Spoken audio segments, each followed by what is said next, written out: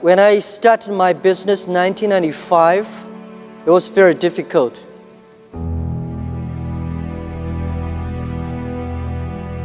I had an idea. I invited 24 of my friends in my apartment because that year I went to Seattle, my first trip to the USA.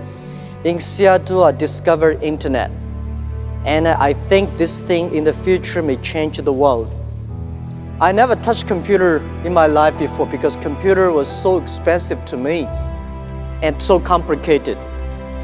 And so I typed the word China. There's no information about China. So I say, what if we can make some China information on the internet? Let people know about China. So that was the idea. So I came back to China and say, I want to resign from my school. You were a teacher? I was a teacher. I've been teaching in the university for 6 years. So I said, I want to do it. I invite 24 of my friends to my apartment. After 2 hours of explaining what I'm going to do, internet, and 23 of them say, forget it. He said, this thing never worked because there's no such thing called internet in the world. You know nothing about a computer, so why you want to do this? And only one people, he said, Jack, if you want to try it, just to try it. But if there's something wrong, just come back. And after a whole night thinking, I say, I still want to do it. Because most of the people, they have a fancy ideas in the evening, but in the day, when they wake up in the evening or in the morning, they go back to do the same job. We have to do something different. So from there, I started my business borrowing $2,000 from my relatives and friends. So that was my trip. I call myself like a blind man riding on the back of blind tigers. And those people who are expert of riding horses, they all fall down and I'm still surviving. Since 1995 I started business, I almost failed every project, never survived. None of us have money. But if somebody say, I give you $1 million and I give you trust, which one I would choose? I choose those people who give me the trust.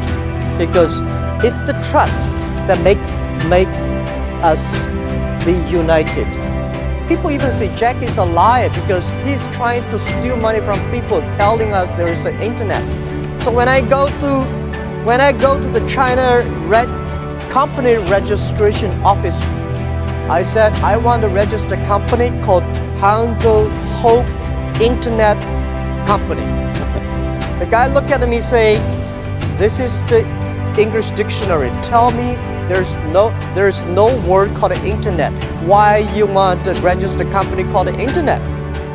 So I cannot register a company name. In order to prove I was not lying, I invited my friend who is a TV man.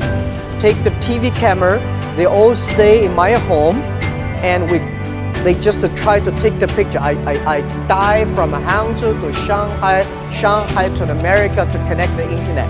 It took us 3 hours and a half to download the first front page. So I have to make like 100 stars to keep my journalist friends to stay and wait because to prove that I'm not telling a lie.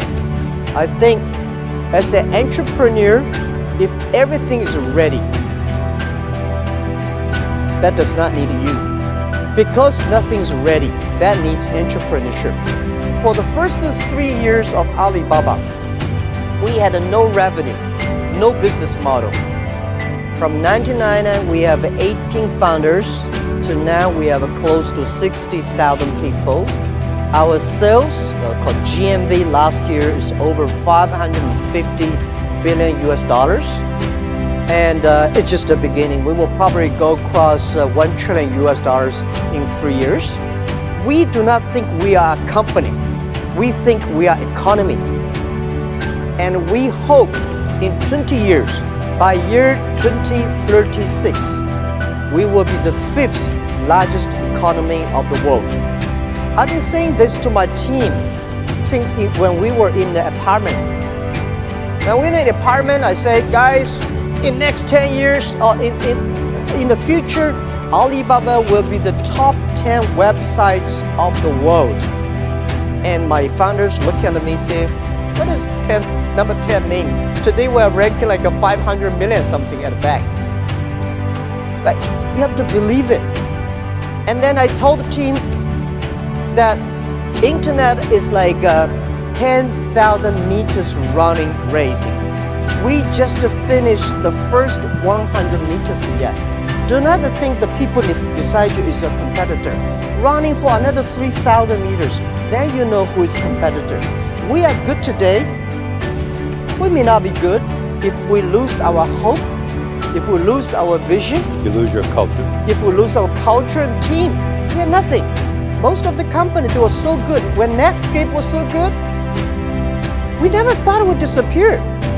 Yahoo was good, we never thought like it today. So don't believe you'll be good all the time. Be paranoid. So I thought when I'm 40, I can go back to teach. But when I'm 40, oh my God, life was so tough, so tough.